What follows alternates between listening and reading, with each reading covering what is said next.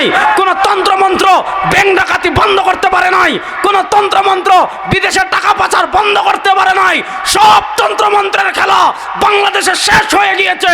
একটা তন্ত্রমন্ত্র বাকি আছে, সেটার নাম ইসলাম।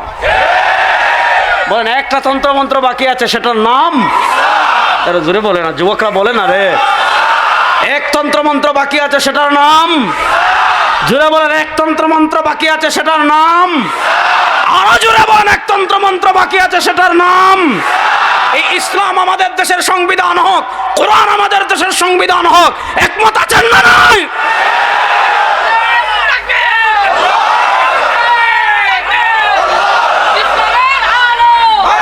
ওই তো সমস্যা হইলো এই জায়গায়, দাঁড়ান। আমাদেরকে তারা এটা শিখাইছে যে আল কোরআনের আলো ঘরে ঘরে জ্বালো।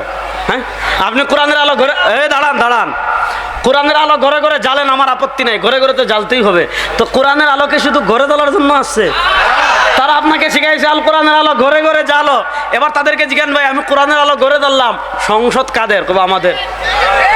আপনি জিজ্ঞাসবেন বিচার ব্যবস্থা কাদের? বলবো আমাদের। আপনি জিজ্ঞাসা করবেন অর্থনীতি কাদের? বলবে আমাদের। আপনি জিজ্ঞাসা করবেন সংবিধান কাদের? তারা বলবে আমাদের। আপনি কোরআনের আলো শুধু ঘরে জ্বালবেন, আর রাষ্ট্রে থাকবে ধর্মনিরপেক্ষতা, অর্থনীতিতে থাকবে সুদ, এরপরে সংসদে থাকবে ধর্মনিরপেক্ষতা, হাইকোর্ট সুপ্রিম কোর্টে থাকবে ব্রিটিশের আইন। না, এবার সময় এসেছে কোরআনের আলো যেমন ঘরে জ্বালবো, কোরআনের আলো সংসদে জ্বালার জন্য কারা কারা প্রস্তুত আছে?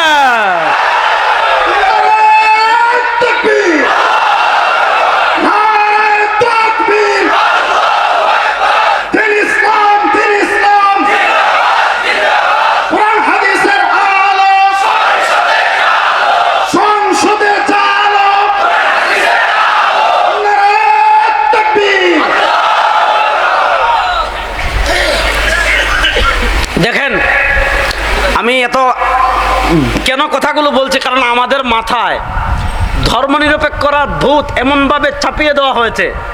এই মুক্তিযুদ্ধের শুনেন, আমি পলোগ্রাউন্ড মাঠে বাংলাদেশের নাস্তিকদেরকে 1 কোটি টাকার চ্যালেঞ্জ করেছিলাম। আমাদের মুক্তিযুদ্ধের চেতনা কখনো ধর্মনিরপেক্ষতা ছিল না।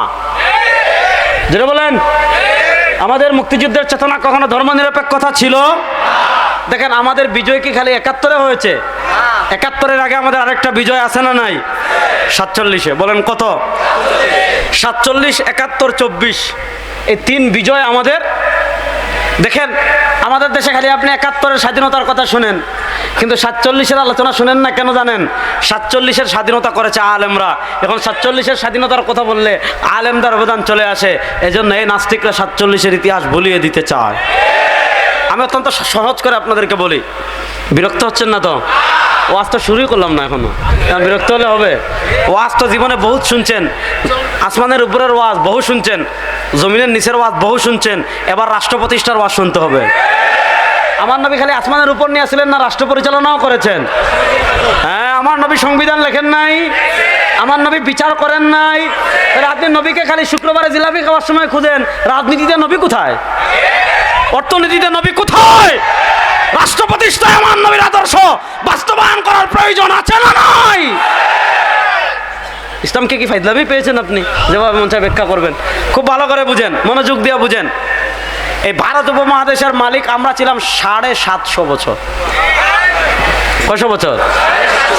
জোরে বলেন না, কয়শো বছর? হিন্দুরা ভারতের ক্ষমতায় আসার মাত্র 77 বছর হয়েছে, আর আমরা ছিলাম কয় বছর? দেখেন, আমরা বেশি দিন হয় নাই হারাইছি। বাড়াবাড়ি করবেন, আবার ফিরবো ইনশাআল্লাহ। ইসলাম আবার ফিরবে ভারতে ইনশাআল্লাহ। যারাই আমাদেরকে মুছে দিতে চাইবে তারাই মুছে গেছে। দেখেন, তারা আছে, মুঘলরা কোথায় আজকে?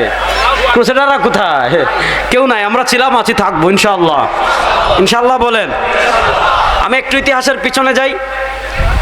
1803 সাল পর্যন্ত ভারত উপমহাদেশের ক্ষমতায় ছিল ইসলাম। 1803 সালের আগ থেকে আপনারা জানেন, আমরা যেমন এখন লন্ডনে যাই, আমেরিকায় যাই, ফ্রান্সে যাই, স্পেনে যাই, জার্মানে যাই, মিডল ইস্টে যাই, তৎকালীন যুগে ওই এলাকাগুলো থেকে মানুষ আমাদের ভারত উপমহাদেশ, বাংলাদেশ, ভারত, পাকিস্তান, এই 3 রাষ্ট্রে আসতো ব্যবসা করার জন্য। ইস্ট ইন্ডিয়া কোম্পানি ব্যবসা করার জন্য এসেছে। ছলে বলে কলে কৌশলে 1803 সালে তারা ক্ষমতা নিয়ে গেল, ষড়যন্ত্র করে। মনোযোগ। 1803 সালে যখন তারা ক্ষমতা নিয়ে গেল, এরপরের ইতিহাস দীর্ঘ। অনেকে বলে রেজাউল করিম আবরার কেন বড় গলায় কথা বলে, ফয়জুল করিম কেন বড় গলায় কথা বলে, মামুনুল হক কেন বড় গলায় কথা বলে, অমুক আলেম বড় গলায় কথা বলে। আরে বেটা, আমরা এজন্য বলি কারণ ব্রিটিশের বিরুদ্ধে জিহাদ করেছেন আমাদের বাপদাদারা। আমরা বড় গলায় কথা কম না, তোর বাপে কইব, ঠিক না বেটি? 1803 সালের পরে আস্তে আস্তে লড়াই শুরু হলো ব্রিটিশের বিরুদ্ধে। 1833 সালে বালাকোট, 1857-তে সিপাহী বিপ্লব, 1866-তে দারুল উলুম দেওবন্দ প্রতিষ্ঠা। 150 বছর পর, মনোযোগ, 150 বছর পর 1947-এ ব্রিটিশ বিদায় নিল। আপনারা দেখেছেন গত 15 বছরে ফ্যাসিস্ট আওয়ামী লীগ যখন রাষ্ট্র ক্ষমতায় ছিল, মনে হয়তো রাষ্ট্রটা হিন্দুদের, ঠিক না বেটি? সব কিছুতে হিন্দুরা ফেসিলিটি পেত।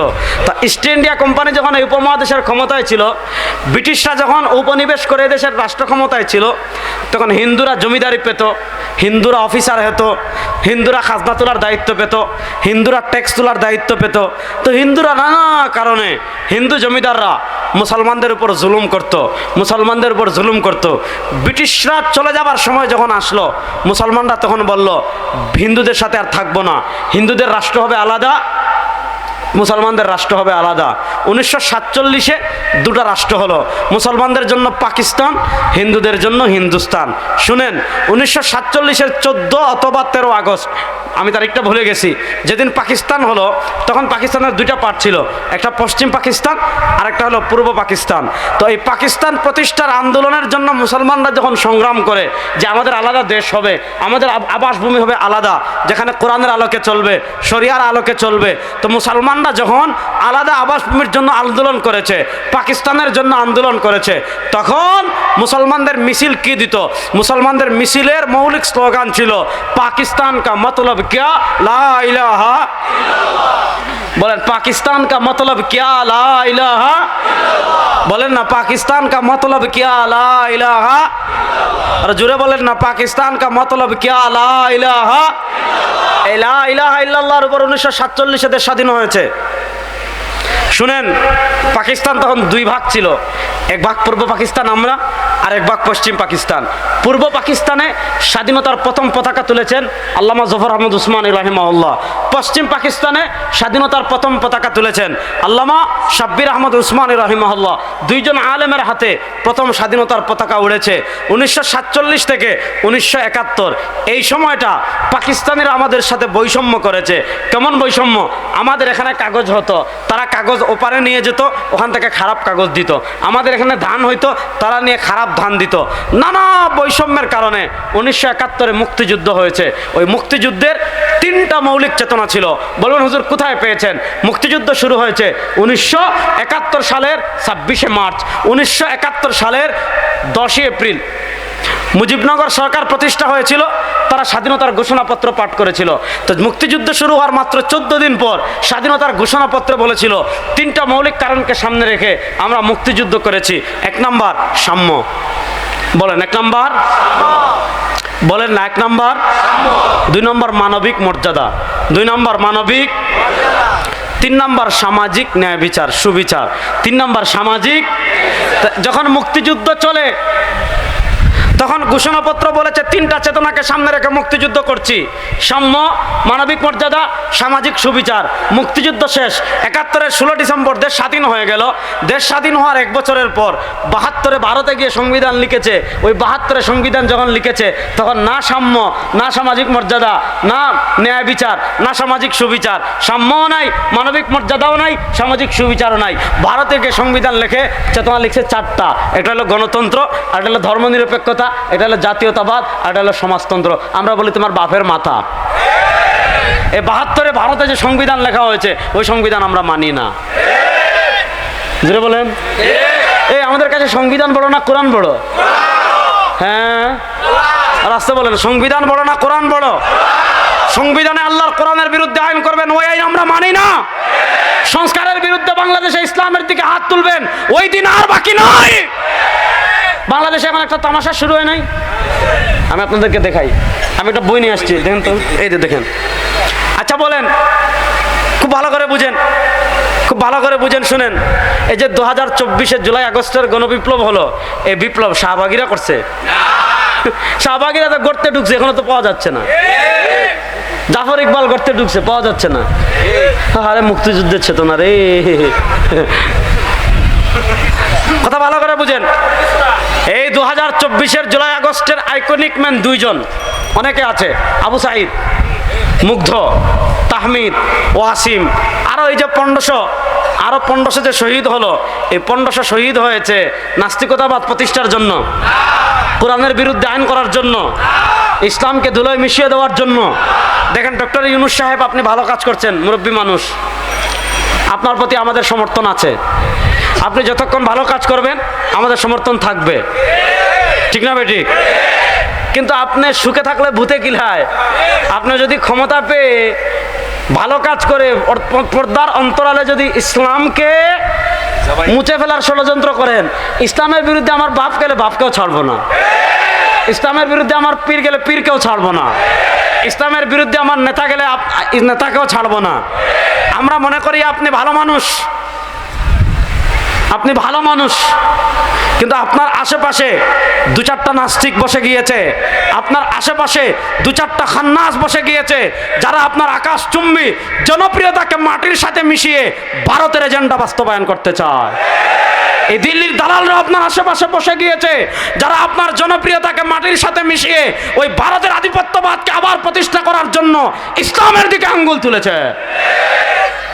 কি কাজ করেছে জানেন? কি কাজটা করেছে এটা বোঝার দরকার আছে না নাই? কথা বলেন, দরকার আছে না নাই? দেখেন, তারা বলেন নারী আমাদের সমাজে বৈষম্যের শিকার, তাদের ভাষা। এখন একটা কমিশন গঠন করেছে, যেটা হলো নারী বিষয়ক সংস্কার কমিশনের প্রতিবেদন। এই ইউটিউবার, আমি কখন আপনাদেরকে